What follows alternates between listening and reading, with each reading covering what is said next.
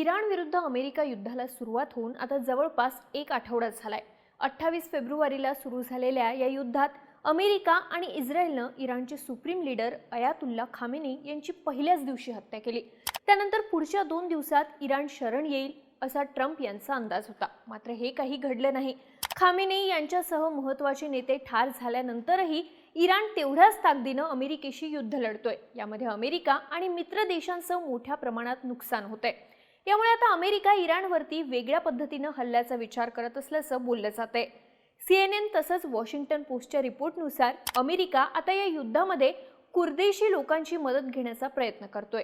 Kurdish लोकांच्या मदतीनं थेट इराणमध्ये घुसून सत्ता बदल घडवण्यासाठी CIA काम करत असल्याचं रिपोर्टमध्ये म्हटलंय। त्यामुळे प्रश्न उभा राहतो, हे कुर्दिश लोक नेमके आहेत कोण? या युद्धात अचानक त्यांच्या नावाची एवढी चर्चा का व्हायला लागली आहे? अमेरिकेला त्यांची मदत का हवी आहे? आणि सगळ्यात महत्त्वाचं म्हणजे ते अमेरिकेला मदत का करतील? सगळा विषय समजून घेऊया या व्हिडिओच्या माध्यमातून। नमस्कार, मी दिव्या आणि तुम्ही पाहताय बोलभिडू। सगळ्यात आधी इराण अमेरिका युद्धात कुर्दिश लोकांची चर्चा कशी सुरू झाली ते पाहू। CNN या अमेरिकन मीडिया हाऊसच्या रिपोर्टनुसार अमेरिकेची गुप्तचर यंत्रणा CIA ही इराणी कुर्दिश लोकांना शस्त्र पुरवत आहे। कुर्दिश लोकांनी इराणच्या सरकारविरुद्ध उठाव करावा असा CIAचा प्लॅन आहे। CNNनं सूत्रांच्या हवाल्यानं सांगितलंय की CIAनं युद्धाच्या काही महिन्यांपूर्वीच इराणी कुर्दिश गटाशी संपर्क केला होता। तेव्हापासून या गटांना CIA कडून मदत मिळत आहे। वॉशिंग्टन पोस्टच्या रिपोर्टमध्येही अशाच प्रकारचा दावा करण्यात आलाय। इराणी कुर्दिश गट सशस्त्र सैनिकांच्या तुकड्या तयार करत आहे। त्यांना अमेरिकेच्या पाठिंब्यानं इराणमध्ये पाठवण्यासाठी तयार केले जाते। तिथे ते इराणी सरकारविरुद्ध लढतील असं वॉशिंग्टन पोस्टच्या रिपोर्टमध्ये म्हटलंय। म्हणजेच काय, तर आता समजा इराणनं अमेरिकेपुढे शस्त्र टाकले नाहीत तर अमेरिका कुर्दिश लोकांच्या माध्यमातून इराणवरती हल्ला करू शकतो। पण हे कुर्दिश लोक नेमके आहेत कोण? त्यांचा इतिहास काय आहे आणि ते अमेरिकेच्या म्हणण्यावरून इराणवरती हल्ला का करतील? सगळे समजून घेऊ। कुर्दिश हा मिडल ईस्ट मधला एक एथनिक ग्रुप आहे, ज्यांची लोकसंख्या 4 कोटींच्या आसपास आहे। ते प्रामुख्याने 4 देशांमध्ये राहतात: इराण, इराक, सीरिया आणि तुर्की। कुर्दिश लोक या 4 देशांच्या ज्या भागात राहतात त्या प्रदेशाला एकत्रितपणे कुर्दिस्तान असं म्हटलं जातं। या कुर्दिश लोकांची अनेक दशकांपासून वेगळ्या देशाची मागणी आहे। आम्ही अरब नाही, आम्ही पर्शियन नाही, आम्ही कुर्दिश आहोत आणि आम्हाला आमचा वेगळा कुर्दिस्तान हवा, अशी त्यांची मागणी आहे। पहिल्या महायुद्धानंतर तुर्कीमध्ये असलेलं ऑटोमन साम्राज्य कोसळलं। यानंतर पश्चिमात्य देशांनी या साम्राज्याचं विभाजन केलं आणि वेगळ्या कुर्दिस्तानचा प्रस्ताव मांडला होता। मात्र तुर्कीच्या स्वातंत्र्य युद्धानंतर तिथल्या नव्या सरकारनं या प्रदेशाचा ताबा आपल्याकडे घेतला। यामुळे कुर्दिश लोक तुर्की, इराण, इराक आणि सीरिया यासारख्या वेगवेगळ्या देशांमध्ये विभागले गेले। तेव्हापासून त्यांची स्वतंत्र देशाची मागणी आहे, पण हे अजून तरी शक्य झालेलं नाही। एका अंदाजानुसार या भागातले जवळपास 50% कुर्दिश लोक तुर्कीमध्ये राहतात। तुर्कीच्या एकूण लोकसंख्येत त्यांचा वाटा 15 ते 20% आसपास आहे। इराणमध्ये सुद्धा कुर्दिश लोक मोठ्या प्रमाणात राहतात। इराणच्या एकूण लोकसंख्येपैकी जवळपास 10% लोकसंख्या कुर्दिश आहे। इराकमध्ये त्यांची लोकसंख्या 15 ते 20% आसपास आहे, तर सीरियामध्येही ते 10% आसपास आहेत।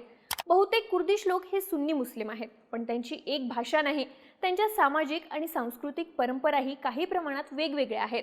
आता याच कुर्दिश लोकांची मदत अमेरिकेला इराण विरुद्धच्या युद्धात हवी आहे। CIA त्या दृष्टीनं काम करत असल्याचं म्हटलं जातंय। पण हे कुर्दिश लोक अमेरिकेला मदत करतील का ते समजून घेऊ।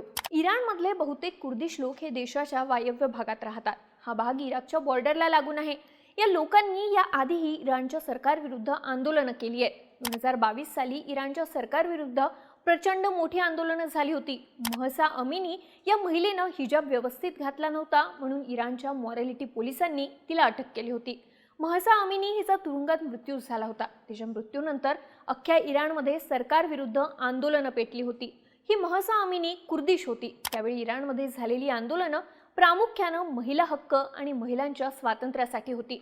मात्र त्या आंदोलनांना कुर्दिश लोकांच्या स्वातंत्र्याच्या संघर्षाची किनार सुद्धा होती। या आंदोलनादरम्यान कुर्दिस्तान फ्रीडम पार्टीच्या नेत्यांनी कुर्दिश लोकांच्या स्वातंत्र्याची मागणी केली होती। आंदोलनादरम्यान एक वेळ अशी आली होती जेव्हा कुर्दिश लोकांनी इराणच्या ओशन व्हिएह या शहराचा ताबा घेतला होता। मात्र नंतर ते शहर इराणी सैन्यानं परत जिंकून घेतलं। नाही म्हणायला 1946 साली कुर्दिस्तानचा प्रदेश इराणपासून वेगळा झाला होता. मात्र त्यावेळी इराणमध्ये सत्तेत असलेल्या शाह राजवटीनं एका वर्षाच्या आत या प्रदेशावरती हल्ला करून त्याला आपल्या ताब्यात घेतलं होतं. तेव्हापासून इराणच्या कुर्दिश गटांनी इराणी राजवटीविरुद्ध सशस्त्र लढा दिला आहे. हे गट आजही इराण-इराक बॉर्डरवरती मोठ्या प्रमाणात ॲक्टिव्ह आहेत. तिथे त्यांचे हजारो सैनिक आहेत.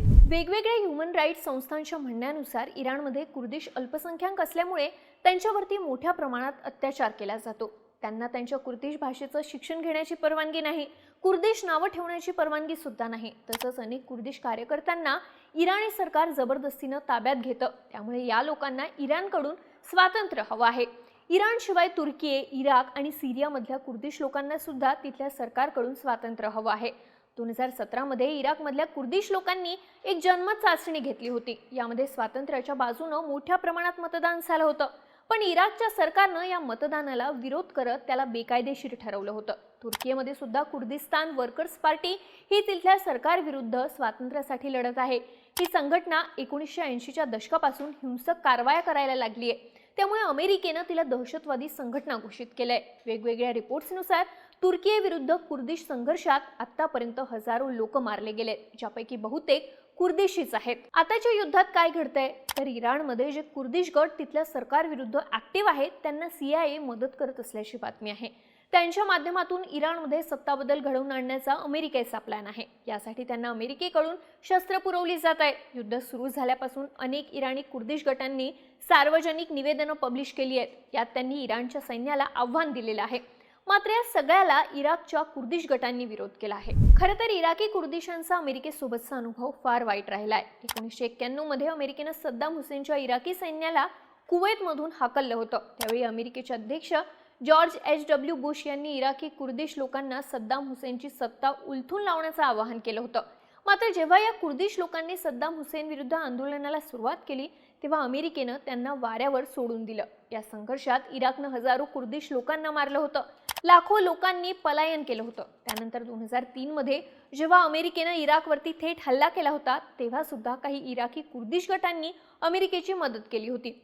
मात्र त्यावेळीही अमेरिकेनं त्यांचा वापर करून वाऱ्यावर सोडलं होतं. यामुळे आता इराकी कुर्दिशांचा अमेरिकेवरती विश्वास राहिलेला नाही. म्हणूनच आता इराणवरच्या हल्ल्यासाठी त्यांनी अमेरिकेची मदत करणं नाकारलंय. एकूणच काय तर आता मिडल ईस्ट मधल्या संघर्षात कुर्दिश गटांची सुद्धा एंट्री झालेली आहे. इराणवरच्या हल्ल्यांसाठी अमेरिका इराणी कुर्दिशांना तयार करत असल्याच्या बातम्या आहेत. मात्र इराकी कुर्दिशांना यापासून स्वतःला बाजूला ठेवलंय. त्यामुळे आता या संघर्षात पुढे काय होतं, अमेरिका इराणी कुर्दिशांच्या मदतीनं इराणमध्ये सत्ताबदल घडवते का हे पाहणं महत्त्वाचं असेल. तुम्हाला या सगळ्याबाबत काय वाटतं? अमेरिका या प्लॅनमध्ये यशस्वी होईल का? तुमची मतं आणि प्रतिक्रिया आम्हाला कमेंट करून नक्की सांगा आणि माहितीपूर्ण व्हिडिओसाठी बोलबिडूच्या YouTube चॅनलला सबस्क्राईब करायला विसरू नका.